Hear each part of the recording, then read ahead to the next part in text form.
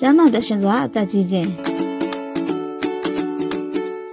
အသက်ကြီးလာတယ်ဆိုတာသဘာဝဖြစ်စဉ်တစ်ခုပါအသက်ကြီးလာတဲ့အမျှခန္ဓာကိုယ်နဲ့စိတ်မှာဘယ်လိုတွေပြောင်းလဲလာသလဲသင်ကိုယ်သင်ကျန်းမာသက်ဆုံးအောင်ဘယ်လိုနေထိုင်ရမလဲဆိုတာသိထားရင်အသက်ကြီးလာမှကိုကြောက်စရာမလိုတော့ပါဘူးဒီနေ့မှာတော့ဒီဗီဒီယိုလေးမှာအားလုံးရှိမှတ်သွားမှာဖြစ်ပါတယ်အသက်ကြီးလာပြီမဲ့ကျန်းကျန်းမာမာပျော်ရွှင်စွာနေထိုင်နိုင်ဖို့ဆိုလို့ရှိရင်ဒီလမ်းကောင်းလေးတွေကိုလိုက်နာဖို့လိုပါတယ်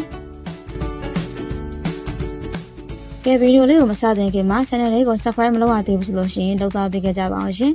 အခုလိုကျမ်းမာရေးအပြင်အလားပါဆိုင်ရာအကြောင်းအရာများကိုဗဟုသုတရပွဲတင်ဆက်ပေးနေမှာဖြစ်တာမလို့ဗီဒီယိုအသစ်တင်ဆိုင်သိရှိစေဖို့အတွက်ဘေးနားခေါင်းလောင်းလေးကိုလည်းနှိပ်သွားပေးခဲ့ကြပါအောင်ရှင်ကျမ်းမာစွာအသက်ကြီးခြင်းဆိုတာဘာလဲ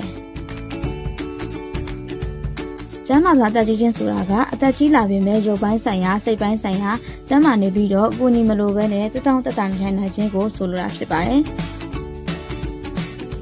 ကျန်းမာစွာအသက်ကြီးခြင်းဆိုတာကယောဂမရှိမှမသက်ဆုံးဖြစ်မှသတ်မှတ်တာမျိုးမဟုတ်ပါဘူး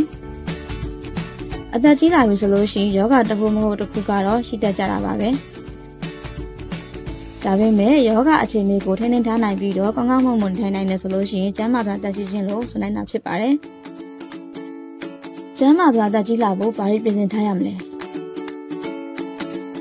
ကျန်းမာစွာအသက်ကြီးဖို့ပြင်ဆင်ထားရမယ့်အချက်ကလေးတွေကတော့နေ့စဉ်လေ့ကျင့်ခန်းတစ်ခုခုဒို့မဟုတ်လှုပ်ရှားမှုတစ်ခုခုလုပ်တာ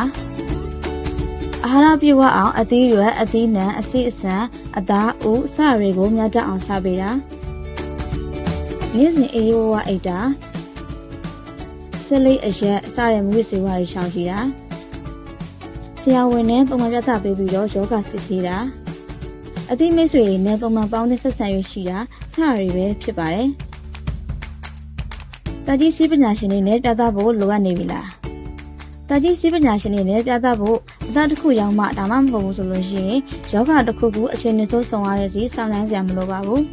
။တာကြီးစီးပညာရှင်တွေကအလုံးစုံကျန်းမာရေးကိုစောင့်ရှောက်ပေးပြီးတော့ယောဂတွေကိုစောစောစီးစီးသိနိုင်အောင်ကူညီပေးရဖြစ်ပါတယ်။ဆေးဝါးတွေကိုစနစ်တကျအသုံးပြုပြီးဆေးဝါးတွေအလုံးစုံတောင်းနေရတာကြောင့်ရွေးထက်ဆိုးကျိုးတွေမခံစားရအောင်လည်းကူညီပေးရဖြစ်ပါတယ်။လက်ကြီးရသူတွေမှာဖြစ်တဲ့ကျန်းမာရေးပြဿနာတွေကဘာတွေလဲ။အသက်ကြီးရသူတွေမှာဆိုလို့ရှိရင်အကြားအာရုံချို့တဲ့တာအတွင်းတိမ်နဲ့အမြင့်အာရုံပြဿနာ